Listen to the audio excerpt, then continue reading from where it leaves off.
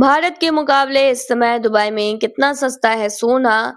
लाने का है प्लान तो पहले जान ले ये नियम। नमस्कार, स्वागत है आपका हमारे चैनल यूएई खबर पर।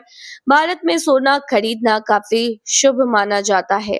भारत में अक्सर लोग शादी और त्योहारों पर सोना खरीदते हैं, लेकिन बीते कुछ समय में सोने की कीमतों में काफी इजाफा हुआ है, जिसके चलते अब लोगों के लिए सोना खरीदना काफी मुश्किल होता जा रहा है। अब बात करें दुबई में सोने की कीमत की, तो दुबई में सोने की कीमतें भारत के मुकाबले कम है।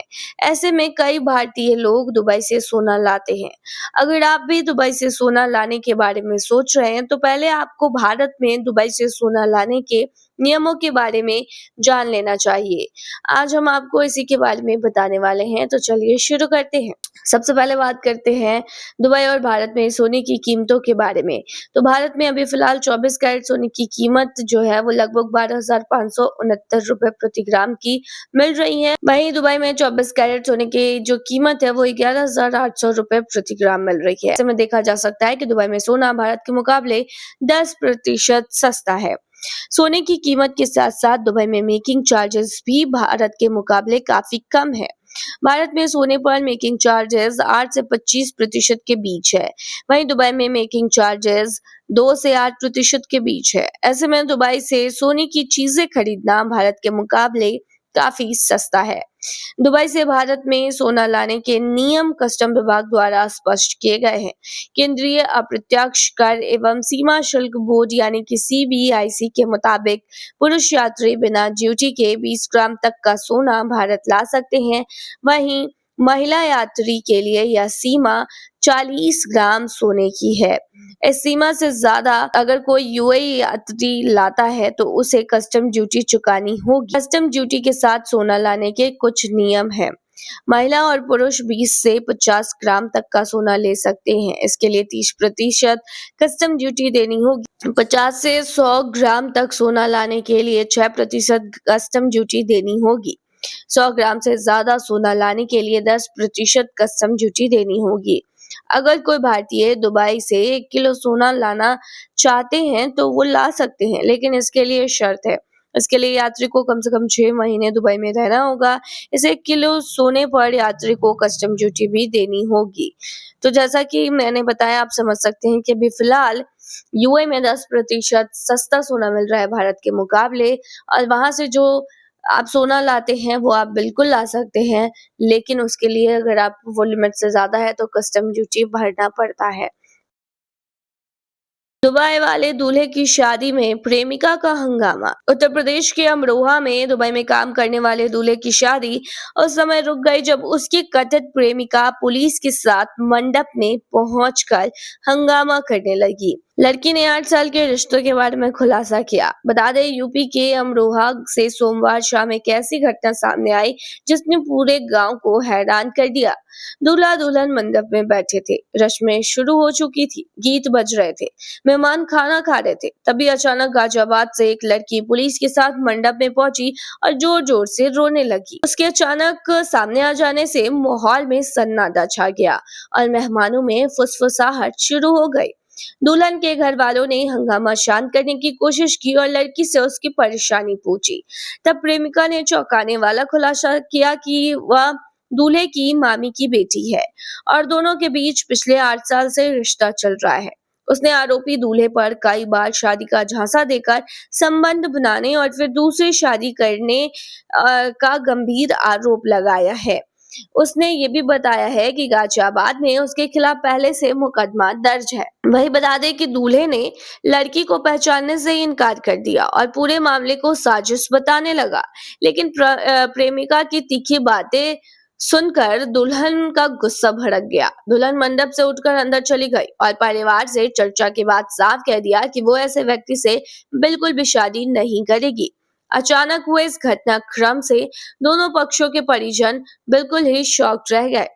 हंगामा बढ़ता देख पुलिस ने दूल्हे को तुरंत हिरासत में ले लिया और उसे थाने ले जाया गया। इस बीच प्रेमिका जो थी वो मौके से गायब हो गई। संभवतः तनाव बढ़ने के डर से वो भाग गई होगी। देर रात वह थाने पहुंची और दूल्हे के खिलाफ नई एफआईआर दर्ज कराते हुए पूरे मामले की लिखित शिकायत दी। पुलिस के थाने ले जाने के बाद बारात बिना दुल्हन के गांव लौट गई। थाना प्रभारी विकास शहरावत ने बताया है कि मौके पर शादी पूरी तरह रुक चुकी थी। प्रेमिका का मंडप में पहुंचना और हंगामा करना शादी रोकने के उद्देश्य से ही था। चूंकि लड़की का पुराना मुकदमा गाजियाबाद में दर्ज है, इसलिए आगे की कानूनी कार्रवाई वहीं की पुलिस करेगी। हालांकि दूल्हे से लगातार पूछताछ जारी है। अब देखते हैं कि आगे दूल्हा क्या कहता है। तो बता दें, दूल्हे के बारे में बताया गया है कि वो दुबई में काम करता है और उसकी शादी हो रही थी। दूल्हा दुल्हन दोनों मंडप में बैठे हुए थे। इस दौरान अचानक प्रेमिका आई और मंडप में जोर जोर से रोने लगी, जिसके बाद दुल्हन पक्ष ने उस लड़की से पूछा कि आखिर मामला क्या है, जिसके बाद लड़की ने खुलासा किया और बताया कि कैसे कैसे दूल्हे ने उसे झांसे में लिया था और वो दूल्हे के मामा की बेटी है और उन दोनों का लव अफेयर है पहले से। शादी के नाम पर शारीरिक संबंध भी बनाए हैं दूल्हे ने, जिसके बाद लड़की जो थी यानी जो दुल्हन थी उसने शादी से साफ इनकार कर दिया। एक पल की मासूमियत और पल भर में सब खत्म। रस अल खैमा में डूबने से 2 बच्चों की मौत। रस अल खैमा के ओल्ड कार्निश बीच पर पिछले शनिवार एक दर्दनाक हादसा हो गया। बता दें कि जानकारी के मुताबिक 2 पाकिस्तानी लड़के, दोनों की उम्र 12 साल, समुद्र में डूब गए और उनकी जान नहीं बच पाई। हादसे के दौरान उनमें से एक लड़की का छोटा भाई भी पानी में फंस गया था, लेकिन मौके पर मौजूद एक मिस्त्री युवक जो वहां तैर रहा था, उसने हिम्मत दिखाते हुए उसे बचा लिया। परिवार और समुदाय इस घटना से गहरे सदमे में है। इस दर्दनाक हादसे ने दोनों दोस्तों की जान ले ली है। बता दें कि इससे रस अल खैमा ही नहीं, पूरे यूएई में पाकिस्तानी समुदाय और स्थानीय लोगों के बीच गहरा शोक और दुख फैल गया है। परिवारों के साथ साथ समुदाय भी इस घटना से बेहद व्यतीत है। बता दें कि बच्चों में से एक के पिता ओमर आसिफ मोहम्मद आसिफ ने गल्फ न्यूज से खास बातचीत में बताया है कि उनका बेटा और उसका दोस्त हम्माद आसिफ बिना परिवार को बताए अचानक समुद्र की ओर चले गए थे। ओमर ने बताया कि उसका यह समुद्र पर दूसरा बार जाना था।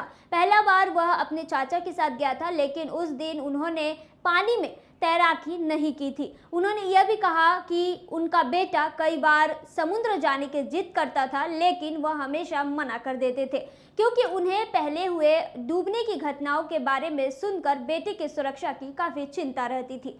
ओमर के पिता ने बताया कि वह पिछले 22 साल से यूएई में रह रहे हैं। उनके 2 बेटे हैं।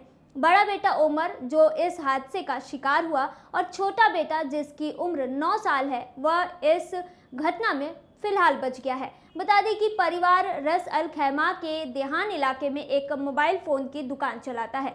डूबने की यह घटना उनकी दुकान से ज़्यादा दूर नहीं है। ओल्ड कार्निश बीच के पास शाम करीब 5 बजे हुआ था। बता दें कि दुखी पिता ने बताया है कि उन्होंने दुकान के वाईफाई नेटवर्क की जांच की, जिसे उमर रोज इस्तेमाल करता था। रिकॉर्ड में दिखा है कि उसका आखिरी व्हाट्सएप एक्टिविटी 4:13 पर हुआ था, जबकि वह उस दिन दुकान नहीं आया था। संभव है कि वह दुकान के पास से गुजरा हो और नेटवर्क अपने आप कनेक्ट हो गया हो।